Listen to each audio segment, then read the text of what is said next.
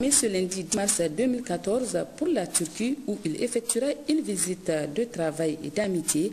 Le chef de l'État est accompagné dans ce déplacement notamment de Bazoum Mohamed, ministre d'État, ministre des Affaires étrangères, de la coopération, de l'intégration africaine et des Nigériens à l'extérieur, Amadou Boubacar Sissé, ministre d'État, ministre du Plan, de l'aménagement du territoire et du développement communautaire, Omar Hamidou Tchana, ministre d'État, ministre des Mines et du Développement industriel, Seydou Sidibé, ministre directeur de cabinet du président de la République, Alma Oumarou, ministre du Commerce et du secteur privé, Fouma Koygado, ministre de l'Énergie et du Pétrole, Ibrahim Noumou, ministre de l'Équipement.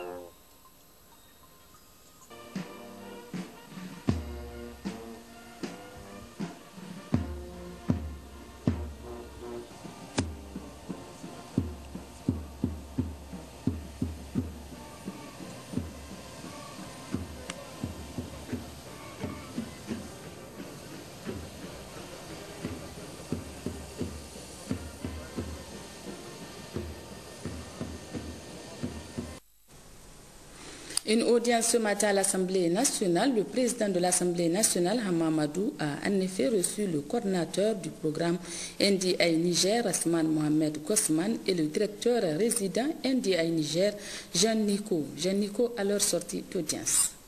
Nous avons une coopération étroite avec l'Assemblée nationale et nous avons fait le rapport de notre activité de l'année passée et on a parlé aussi des activités qu'on a prévues pour la prochaine période.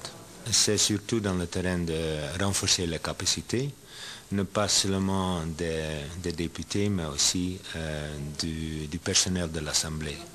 Alors, c'est une variation des activités, surtout avec des réseaux parlementaires et avec l'Assemblée, le personnel de l'Assemblée. Par exemple, récemment, nous avons organisé des ateliers pour renforcer la capacité du personnel dans le terrain de l'informatique. Et que c'est une formation très pratique, mais très utile aussi pour le personnel de l'Assemblée. Les portes du premier salon de l'agriculture, de l'hydraulique et de l'élevage Sahel 2014 se sont refermées hier sous la présidence du ministre d'État en charge de l'agriculture et par la remise des prix du président de la République, celui du président de l'Assemblée nationale, le prix du premier ministre chef du gouvernement ainsi que les prix sectoriels et ceux de participation. Ce premier salon organisé par le réseau national des chambres d'agriculture RECA en collaboration avec les ministères de l'agriculture, de l'élevage, de l'hydraulique et du Haut Commissariat à l'initiative 3N a été une réussite, nous dira Gérard Ablaziz qui commente les images de Abdoulaye Hamid. La délibération n'a pas été aisée pour le jury du premier salon de l'agriculture, de l'hydraulique et de l'élevage Sahel 2014 qui a enregistré environ 250 produits pour le concours. Au finish, il a attribué le grand prix ou prix du président de la République de 5 millions de francs CFA au niébé de DIFA, un niébé produit 3 fois par an et qui donne 3 tonnes par hectare. Le prix du président de l'Assemblée nationale de 3 millions de francs CFA est revenu au mouton Balami mâle de Alzoum Maman de Niamey. L'animal qui a 3 ans pèse 115 kg. Quant au prix du Premier ministre de 2 millions de francs CFA, il est allé à une décortiqueuse de noix de bananites, Adoua en Hausa. Un groupement de femmes de Terra transforme les amandes pour extraire l'huile de très bonne qualité pour la consommation humaine et les questions de cosmétiques. Puis le résidu est utilisé sous forme de tourteau pour soutenir l'alimentation animale. Sans la machine, ces femmes n'arrivaient qu'à transformer un seul sac par semaine, mais avec la décortiqueuse, le résultat est de 3 sacs jour. Des prix sectoriels de 500 000 francs CFA les premiers, 300 000 francs CFA les deuxièmes et 200 000 francs CFA les troisièmes et des prix de participation d'1 million par région ont été décernés. Au total, 23 prix ont été attribués, ce qui a permis de distribuer aux bénéficiaires 22 millions de francs CFA. 22 millions qui seront investis, et je le souhaite vivement, dans les innovations technologiques et équipement des exploitations agro-silvopastorales, gage d'amélioration de leur performance et de leur rentabilité. Cette première édition de Sahel Niger 2014 a permis de faire connaître au monde entier la richesse de l'agriculture nigérienne et l'ingéniosité de nos innovateurs, donnant ainsi raison à son Excellence, M. Issoufou Mahamadou, président de la République, chef de l'État, concepteur de l'initiative 3N. La première édition de Sahel Niger 2014 nous a rassurés. Nous sommes sur la bonne voie. Le Niger et les Nigériens peuvent nourrir le Niger. Il faut dire que cette toute première édition du Sahel a été une réussite à tout point de vue. Nous avons enregistré un taux d'affluence qui est un indicateur important de plus de 4 000 à 5 000 visiteurs par jour. Nous avons enregistré entre 75 et 90% des produits écoulés selon les régions. Nous avons également obtenu beaucoup de contractualisation entre les différents acteurs des différentes chaînes de valeur, c'est-à-dire entre les producteurs, les équipementiers, les transformateurs, les commerçants. Et nous avons également obtenu une affluence au niveau de conférences, de sites thématiques qui ont vraiment marqué l'attention du public. Je vous assure que les salles étaient archi-combles. Nous-mêmes n'avons plus de place pour nous asseoir. Le salon dépasse les espérances. Vous avez vu toutes les autorités qui sont passées ici, notamment le Premier ministre, le président de l'Assemblée nationale, le président des institutions, les premières dames. Vous avez vu leurs impressions. Donc je ne fais que traduire ce qu'elles vous ont dit. Et je pense que c'est une fierté pour le Niger d'avoir à présent une destination, d'avoir son salon qui va être au firmament des salons mondiaux, qui va être dans l'agenda international comme un salon qui sera tourné vers les produits de l'avenir, les produits qui vont nourrir aussi bien les Nigériens, mais également, pourquoi pas, l'Afrique de l'Ouest. On peut dire que vraiment, pour un coup d'essai, toute modestie, ça a été, je ne dirais pas un coup que les gens qualifieraient, mais c'est un coup qui est bien. Sahel 2014 a été organisé par le réseau national des chambres d'agriculture RECA en collaboration avec le Haut Commissariat à l'initiative 3N et le ministère de l'Agriculture, de l'Hydraulique et de l'Élevage. Au vu de sa réussite, il sera un nouvel espace qui va s'ouvrir aux pays de l'UEMOA, de la CEDEAO et du reste du monde. De l'agriculture, on va à la communication. Série de visites ce matin du ministre de la Communication et des Relations avec les institutions. Yahouza Sadissou a visité 4 organes de presse, une façon de constater de visu les conditions de travail des personnels de ces organes. Compte rendu Amsatou Mahamadou et Issoufou Samel. S'inquérir des conditions de travail des hommes des médias, tel est l'objectif de cette visite qui a conduit le ministre de la Communication et des Relations avec les institutions, tout d'abord à la radio Amfani. Présente dans certaines régions du pays, la radio Amfani œuvre pour le bien-être de la population à travers le respect du triptyque informer, éduquer et distraire. De la direction générale en passant par la rédaction, le studio et les différents services, le ministre de la Communication a encouragé et félicité les agents tout en réitérant l'engagement des autorités de la 7e République à accompagner la presse dans l'exercice de sa mission. Ensuite, le ministre et la délégation qui l'accompagne ont visité le groupe de la radio et télévision Bonferré. Avec un personnel jeune et qualifié, la radio et télévision Bonferré innove et dispose d'un équipement performant. À la radio et télévision Canal 3, tout comme à la radio et télévision Dunia, le ministre a visité les différents services et s'est dit satisfait par la motivation du personnel. Il a cependant attiré l'attention des médias pour le respect strict de l'éthique et de la déontologie. Nous avons successivement visité ce matin 4 organes. Partout où nous sommes passés, le constat en règle générale, c'était insatisfait. D'abord, le personnel partout, nous avons constaté un personnel motivé. Partout, nous avons constaté tant bien que mal du matériel qui, malgré les difficultés, quand même répond aux besoins primaires de la communication. Et deuxièmement, la grande satisfaction, c'est que partout où nous sommes passés, nous avons été compris par les responsables, par les différents agents de ces organes-là, par rapport au respect de l'éthique et de la déontologie. C'est les 2 mots-clés qui doivent guider toute activité de communication.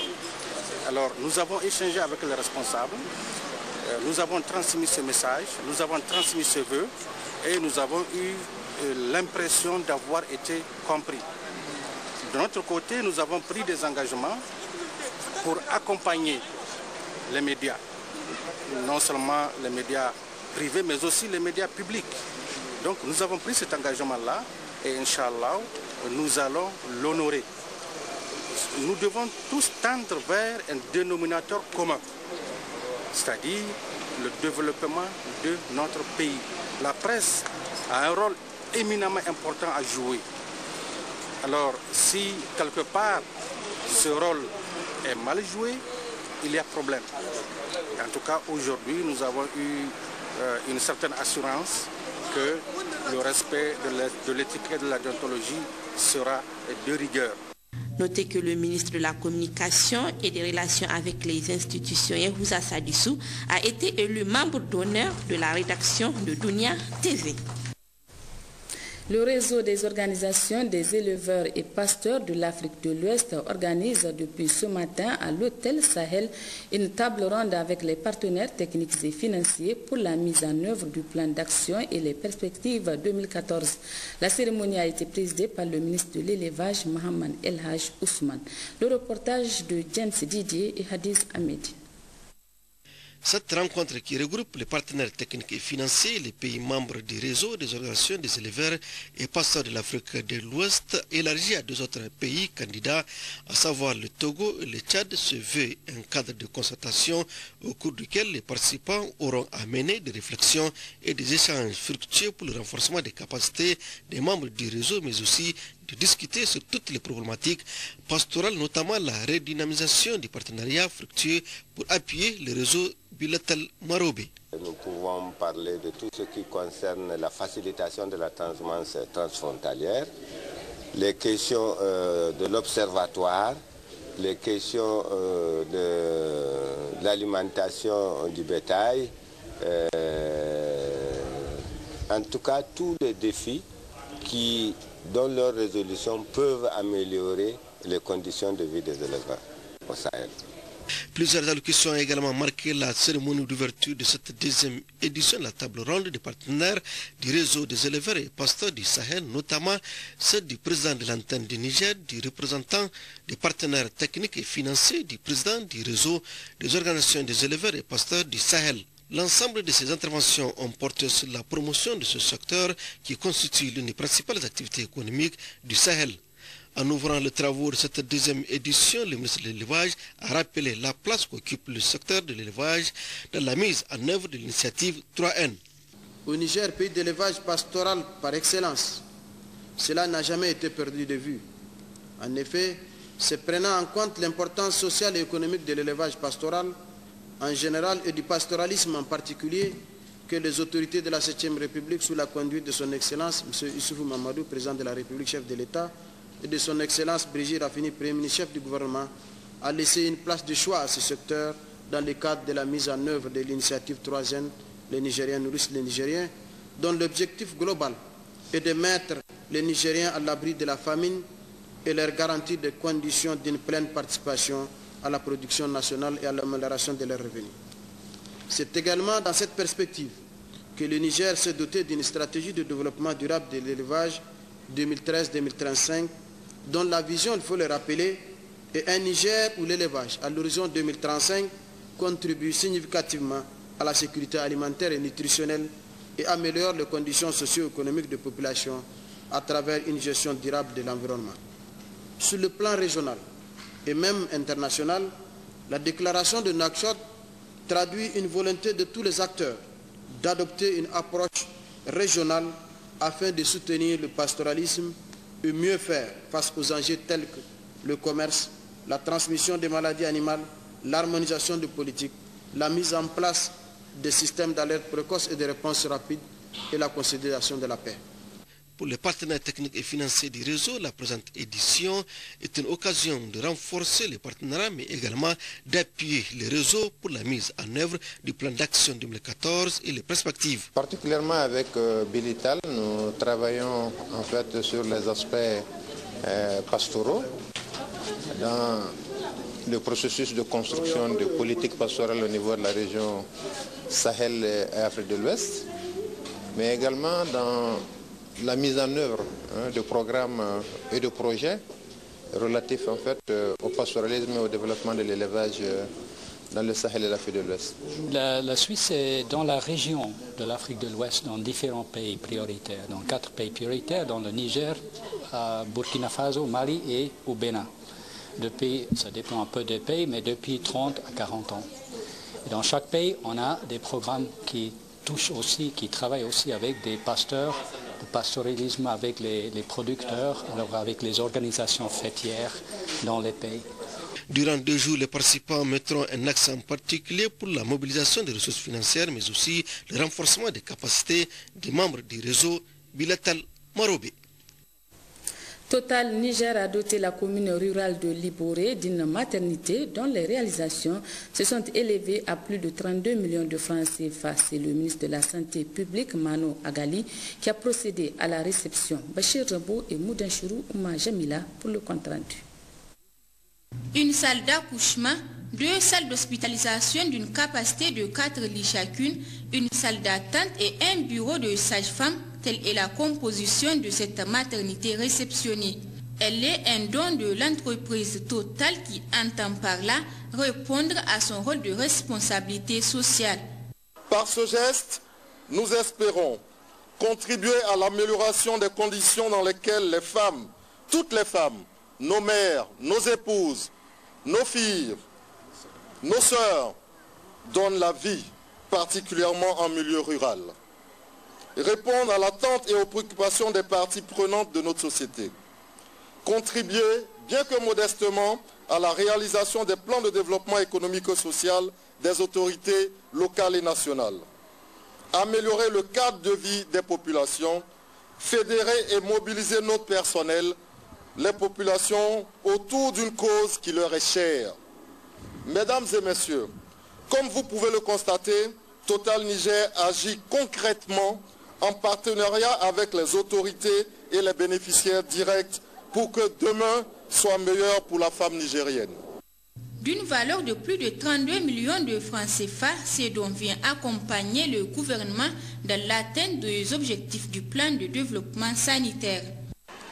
Votre contribution rentre dans le cadre de l'appui à la mise en œuvre du plan de développement sanitaire 2011-2015 et répond aux besoins de renforcement du programme de renaissance pour le Niger qui cherche à atteindre chaque Nigérien, chaque Nigérienne en C et C, quel que soit son lieu de résidence.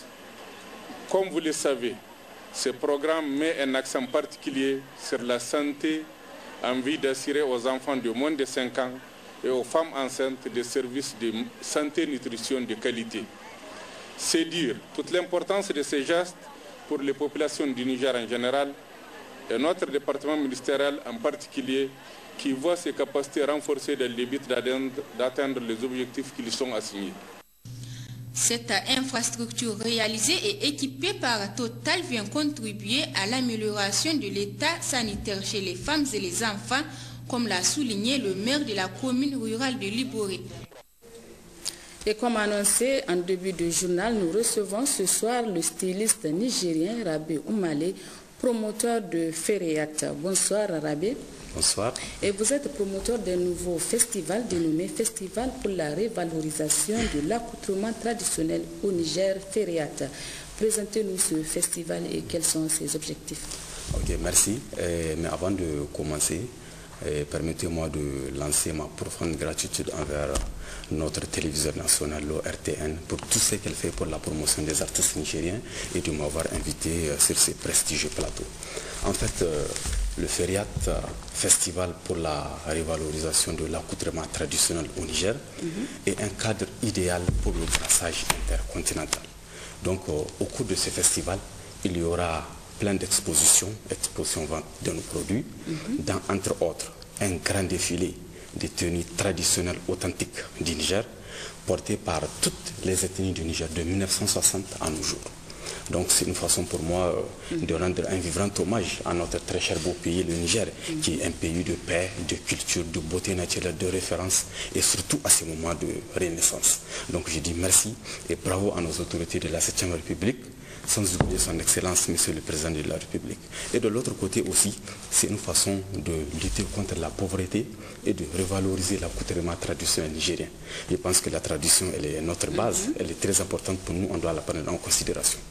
Dites-nous, Rabé, la date et le lieu où se déroulera cette première édition du festival Fereyat.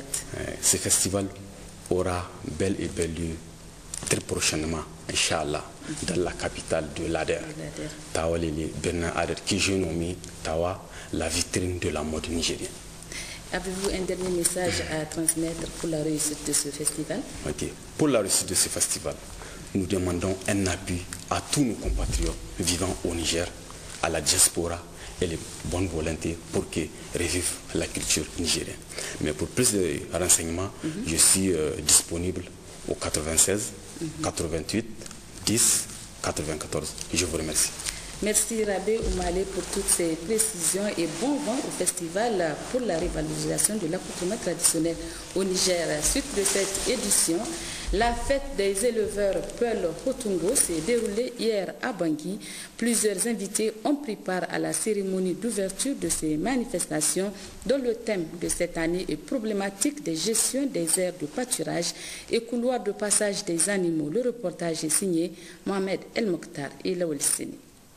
Le ministre délégué à la décentralisation et aux affaires coutumières et religieuses Mohamed Sanoussi El Haj Samrao, le secrétaire général du gouvernement Gandou Zakara, les conseillers techniques du ministre de l'élevage Dr Saleh Mahamadou, représentant le ministre, et le gouverneur de la région de Tawa Barmo Salifou ont pris part à la cérémonie d'ouverture de Hotungu, fête des éleveurs Peul à Bangui.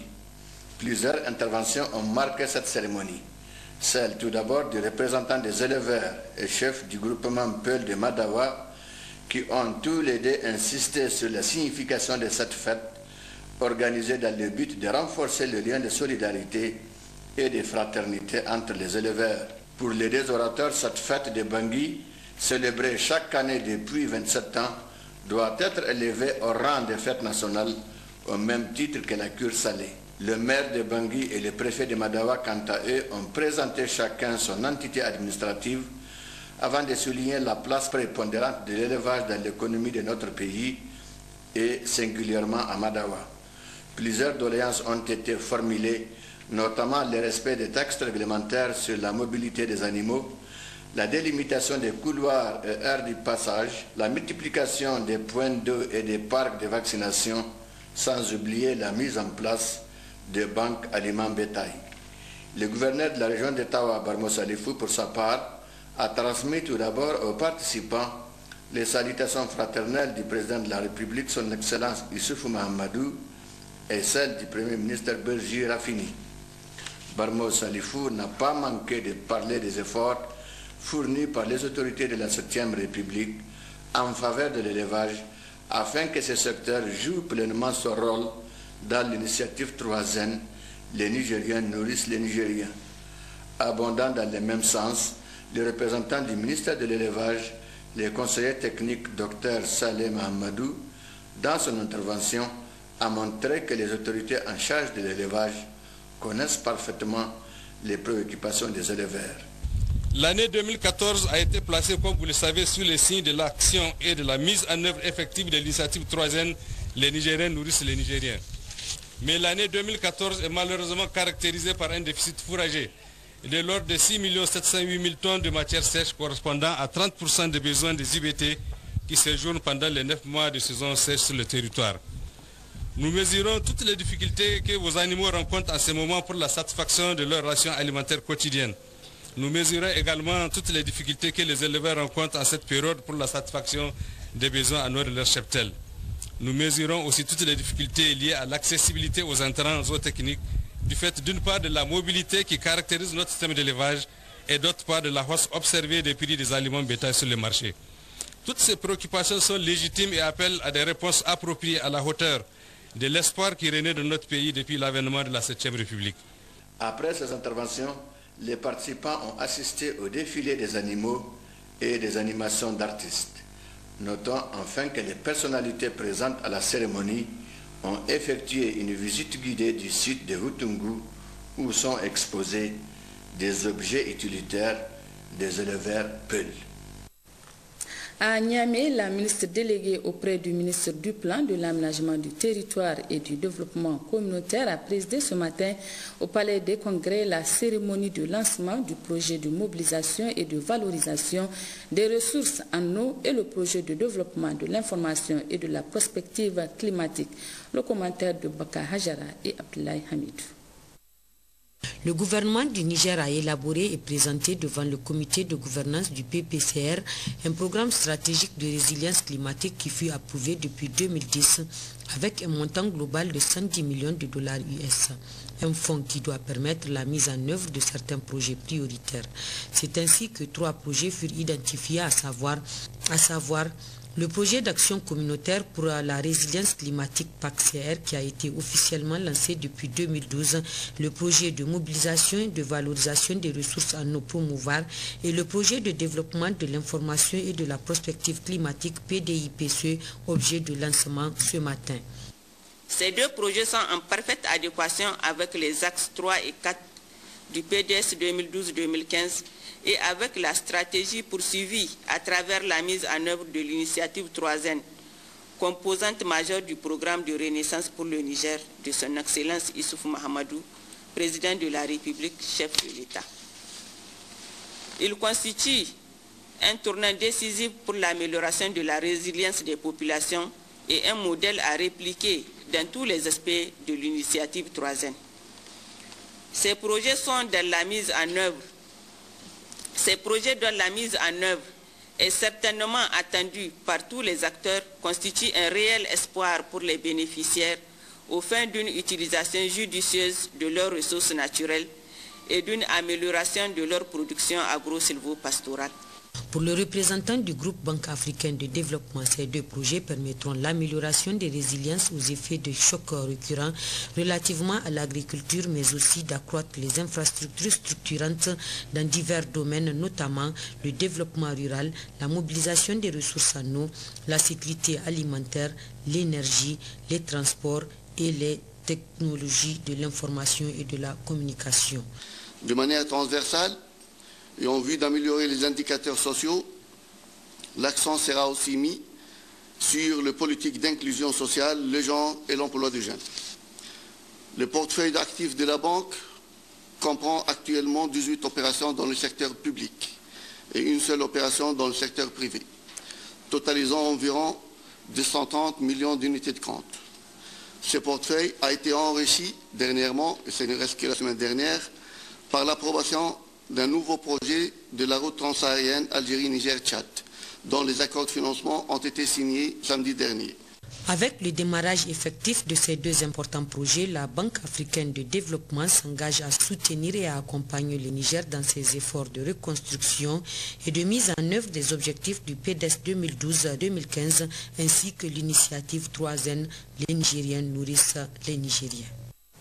Le Niger vient de produire ses tout premiers lingots d'or par la Société des mines du Liptako sur le site d'exploitation de Samira.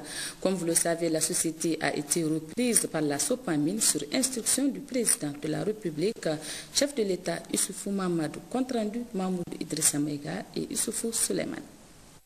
Après être conduite à la faillite par des partenaires étrangers, la Société des mines du Liptako commence à renaître de ses cendres. Pour preuve, la SML a produit aujourd'hui même les tout premiers lingots d'or 100% nigériens, c'est-à-dire sans aucun rond d'un actionnaire étranger. SML, une entreprise qui a été fermée avec 32 milliards de dettes cumulées, 64 milliards de dettes CEMAFO, trésorerie négative, il n'y a aucun rond dans les comptes de l'entreprise, qu'on est arrivé à mettre en place toute une stratégie et bâtir toute une démarche qui nous a amené aujourd'hui à là où nous sommes. Je suis très fier, on a coulé aujourd'hui 1511, plus de 1000 onces d'or, ce qui est un record.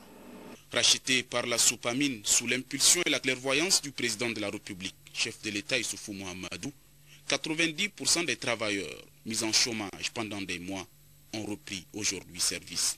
Et le directeur général de la société n'a pas caché sa satisfaction.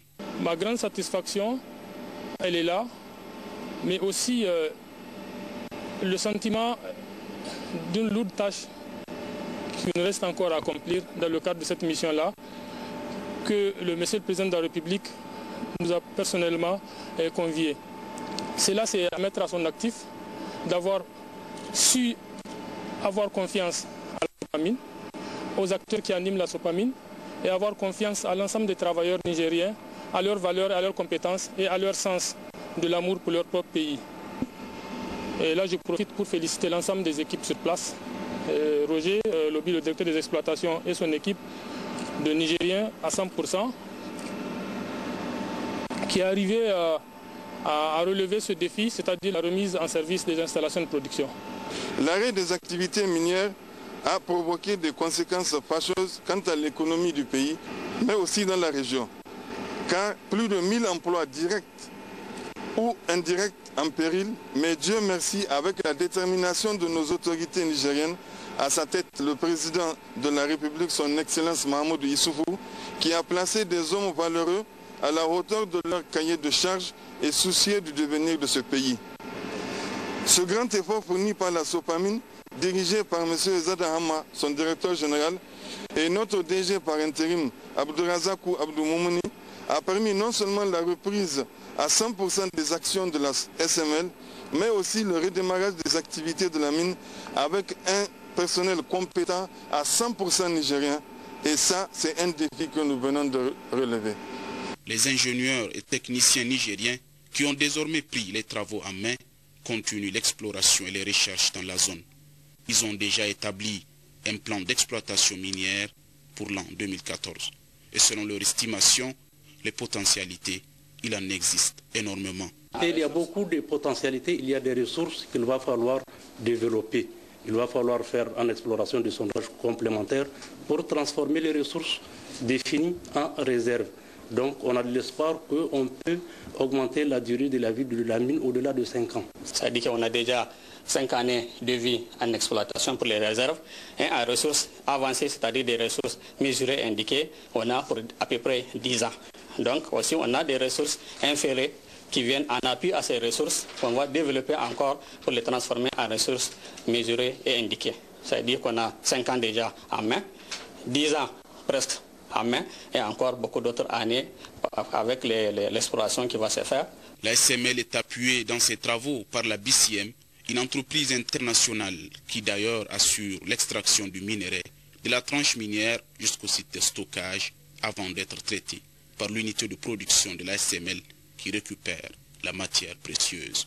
La SML apporte également un appui communautaire très important aux populations de Samira, notamment sur le plan environnemental et sanitaire. La société dispose en effet d'un dispositif sanitaire qui donne soins et médicaments gratuitement aux populations.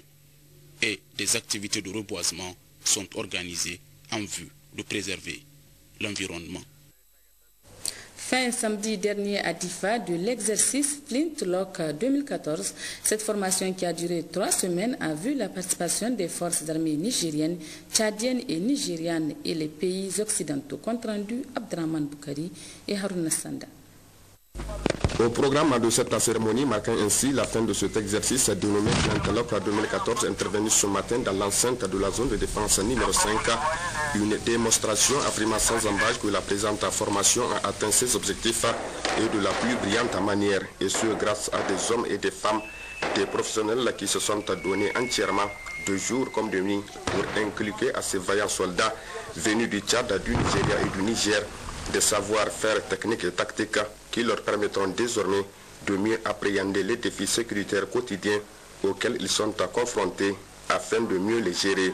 L'occasion donc pour le commandant de la zone de défense numéro 5, le colonel Moukaïla Sofiani, de rappeler de prime abord l'objectif recherché à travers l'exercice Flintlock, à savoir le renforcement de l'interopérabilité, le partage de l'information, la coopération régionale à travers la planification et l'exécution des opérations, la planification et la conduite des actions civilo-militaires, ainsi que le développement de leadership et le renforcement des capacités au combat des troupes africaines avant de témoigner sur place toute la satisfaction des plus hautes autorités militaires à l'endroit de tous les encadreurs pour le travail remarquable abattu en si peu de temps. Mes remerciements vont également aux leaders traditionnels qui nous ont accompagnés, ainsi qu'à l'ensemble des populations sans lesquelles nous ne serions pas arrivés à ces résultats. Quant aux troupes de manœuvre, je voudrais leur dire qu'elles se montrent à la hauteur de la confiance placée en elles, car elles vont désormais être très sollicitées.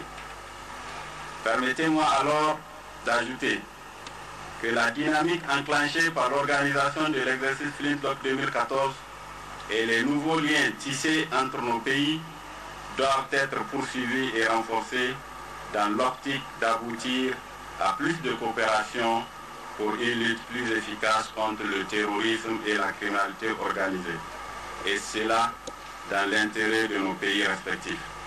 Car, du fait de l'internationalisation du terrorisme, la lutte n'est d'autant plus efficace que lorsque les efforts sont mutualisés.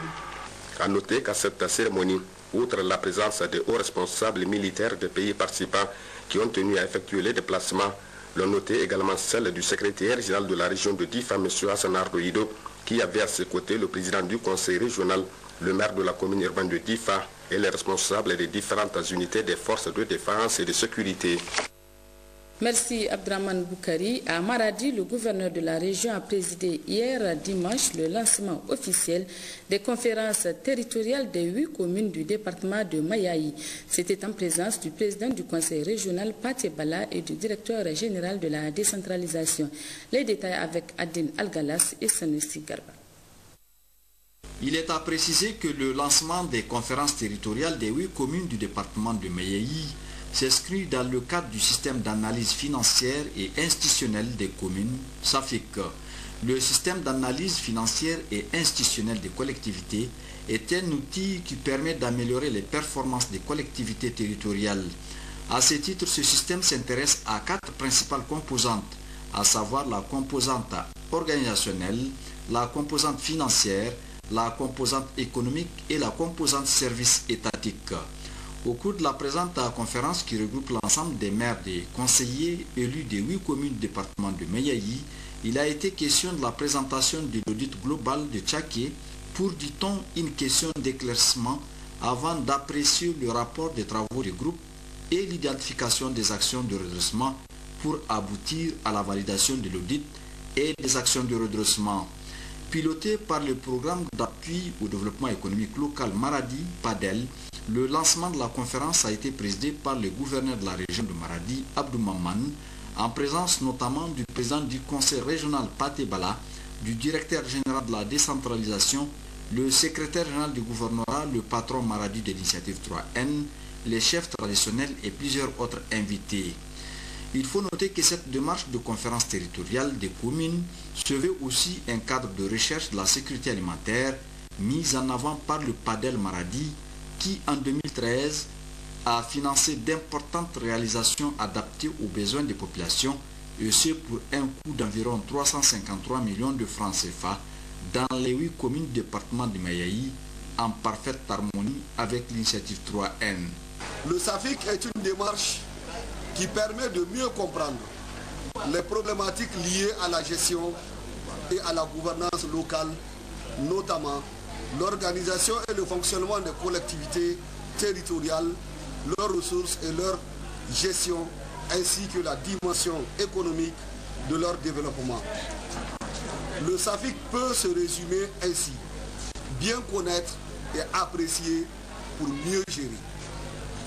Le SAFIC permet ainsi de prendre des décisions correctives en vue d'améliorer la gestion locale, principalement des recettes internes ou recettes propres, et la qualité des services rendus aux citoyens. Les réalisations de PADEL dans le département de Mayaï ont permis aux 8 communes de contribuer de façon significative à l'atteinte des objectifs des 4 axes de l'initiative 3N, qui sont l'accroissement et la diversification des produits agro-silvopastoraux et halieutiques, l'approvisionnement régulier des marchés ruraux et urbains en produits agricoles et agroalimentaires, l'amélioration de la résilience des populations face aux changements climatiques, crises et catastrophes, et enfin l'amélioration de l'état nutritionnel des populations. Aussi s'agit-il par ces conférences, initiatives de l'UNCDF, de soutenir les performances des collectivités territoriales. En outre, le maire de Tchaké et le préfet de Mayaï espèrent tirer un maximum de profit pour une meilleure gestion des collectivités.